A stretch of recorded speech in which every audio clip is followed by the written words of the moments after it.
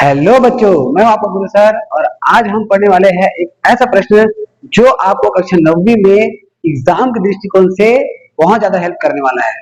तो चलिए देखते हैं हमारा क्वेश्चन क्या है। दिए गए चित्र में हमको एक चित्र दिया है, इसमें पी क्यू रेखा पर एक किरण है। ये हमारे पास एक रेखा पी क्यू है, इसमें एक किरण ओ एस है, साथ ही साथ अन्य किरणें ओ आर और ओ टी है। ओ आर और ओ टी है और ओ आर और ओ टी इस प्रकार है जो क्रमशः कोण पी ओ एस और एस ओ टी को समविभाजित करता है। मतलब इस कोण पी ओ एस को ओ आर समविभाजित कर रहा है और एस ओ क्यू को ओ टी समविभाजित कर रहा है। इस वाले कोण को ये वाली रेखा और इस वाले कोण को ये वाली रेखा क्या कर रहा है, समविभाजित कर रहा है। और हमको निकालना है आर ओ टी का मान। हमको यहां से आर ओ टी ये वाला जो कोण बीच में बन रहा है, इस कोण का मान हमको क्या करना है, ज्ञात करना है। देखिए सबसे पहले आप जब स्टार्ट करेंगे तो क्या दिया है वहां से स्टार्ट करेंगे। क्या दिया हमको, एक किरण पी क्यू है जिसमें एक रेखा पी क्यू है जिसमें किरण ओ एस है। इन सबको ज्यादा डिटेल में ना लिखकर थोड़ा सा सॉलिड लिखना। कोण पी ओ एस को कौन सा विभाजित कर रहा है, ओ आर। कोण पी ओ एस को ओ आर समविभाजित कर रहा है, समविभाजित कर रहा है। अब यहीं पे बात समझना, जैसे ही हमको पता चला कि इस वाले कोण को ये वाली किरण समविभाजित कर रहा है, तो आपको एक बात समझ जाना है। मान लो पूरा का पूरा कोण का मान हमको दिया हुआ है, मान लो 120 अंश। टोटल कोण कितना दिया है, 120 अंश। और मैं यदि बोलूंगा कि ये वाला किरण इसको समविभाजित कर रहा है, तो आपको क्या पता चलेगा कि भाई इधर कितना अंश मिलेगा, 60 अंश, और इधर भी कितना मिलेगा, 60 अंश। मतलब यदि टोटल कोण 120 अंश का है और समविभाजित कोई करे, तो ये जो छोटा छोटा कोण बनेगा ये कितने कितने अंक का बनेगा, 60 अंक का। ये तो हो गया आधा आधा भाग में बांटा है इसके दृष्टिकोण से। लेकिन यदि हम कहें कि ये छोटा वाला कोण मतलब 60 अंश 120 का कितना गुना है या कितना आधा है, तो आप बताओगे कि 60 अंश 120 का आधा है। और यदि मैं आपको कहूं कि 120 अंश 60 का कितना गुना है, तो आप बताओगे 2 गुना। दो तरीके से आप इसको पढ़ोगे। छोटे से जब हम बड़े की तुलना करेंगे तो छोटा वाला बड़े वाले का रहेगा आधा, और बड़े से जब हम छोटे की तुलना करेंगे, बड़े से जब हम छोटे की तुलना करेंगे तो बड़ा वाला छोटे वाले का रहेगा 2 गुना। मतलब बड़ा वाला कोण क्या नाम है, पी ओ एस। ये बड़ा वाला कोण इस छोटे वाले कोण का क्या रहेगा, 2 गुना। तो कोण पी ओ एस बड़ा वाला कोण इस छोटे वाले कोण का, इसका नाम क्या है, आर ओ एस का।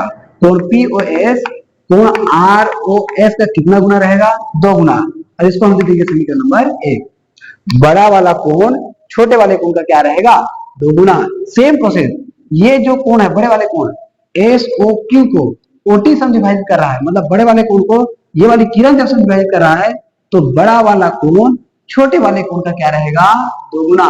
बड़ा वाला कोण मतलब कौन सा, एस ओ क्यू। छोटा वाला कोण मतलब एस ओ टी का रहेगा 2 गुना। देखिए सेम टू सेम है ना। क्योंकि कोण एस ओ क्यू को कौन ओटी, जहां पर ओ आर था यहां पर क्या है, ओटी। ओटी समविभाजित कर रहा है,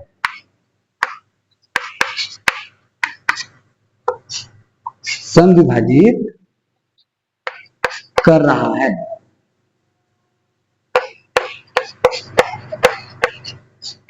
तो फिर से बड़ा वाला कोण, बड़े वाले कोण का नाम क्या है, एस ओ क्यू।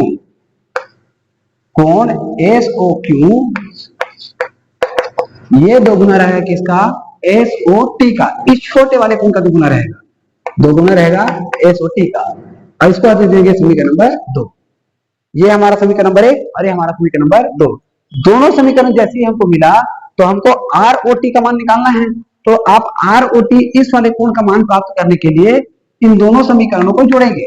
ध्यान समझिए मैं क्या कर रहा हूं। 1 और 2 को हम जोड़ेंगे तो क्या होगा, आर ओ एस और एस ओ टी ये दोनों छोटे छोटे कोण आपस में जुड़ेगा, और छोटे छोटे कोण आपस में जुड़ के हमको कौन सा कोण देगा, आर ओ टी वाला कोण देगा। तो इसके लिए हम क्या करेंगे, समीकरण नंबर 1 धन समीकरण नंबर 2 को जोड़ेंगे। तो लेफ्ट में लेफ्ट जुड़ता है, यहां पर के पी और एस में कौन जुड़ेगा, एस ओ क्यू। वैसे ही राइट में राइट जुड़ेगा, दो आर ओ एस के साथ कौन जुड़ेगा, दो एस ओ टी। तो चलिए लेफ्ट में लेफ्ट को जोड़ दीजिए, कोण पी ओ एस के साथ कौन जुड़ जाएगा, एस ओ क्यू।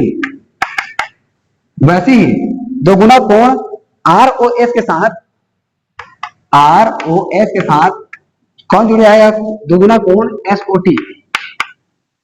अब चित्र में ध्यान समझिए, P O S S O Q ये दोनों मिलाकर यहां से यहां तक का कोण दे रहा है।